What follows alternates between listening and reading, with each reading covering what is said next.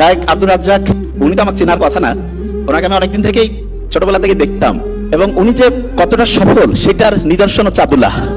একজন বাবা আসলে কতটা ভালোভাবে সন্তানকে মানুষ করছে সেটার নিদর্শন কিন্তু সন্তানের ক্যারেক্টার, সন্তানের বড় হওয়া দেখলে আমরা বুঝতে পারি।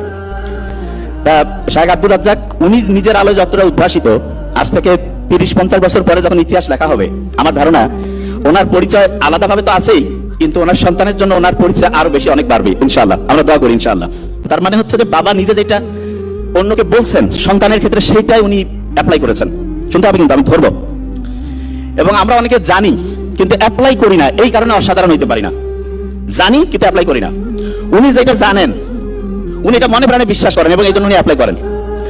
অনেকেই বলে যে ওনার দেখলেই অনেকে একটা ভয়ের তটস্থ ভাব হয়ে যায়, না জানি কি করে। আমি সত্যিটাই বলি, কিন্তু ওনার যে আন্তরিকতা, আমি তো আজকে ফার্স্ট দেখলাম।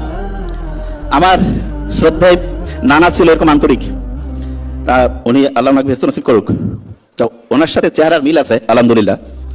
তা আমি যখন একটা জিনিস লক্ষ্য করলাম যে ওনার ছেলে যখন বক্তব্য দেয়, এরকম কয়েকটা স্পিচ আমি শুনছি, কতটা মনোযোগের সাথে ওনার স্পিচ গুলো শুনে, আব্দুল্লাহর স্পিচ, শায়েখ আব্দুর রাজ্জাক উনি কতটা মনোযোগ দিয়ে শুনে। যে কোনো সন্তানের কথা যদি আব্বা আম্মা এরকম মনোযোগ দিয়ে শুনে, আশা করা যায় সেই সন্তান অসাধারণ হবে।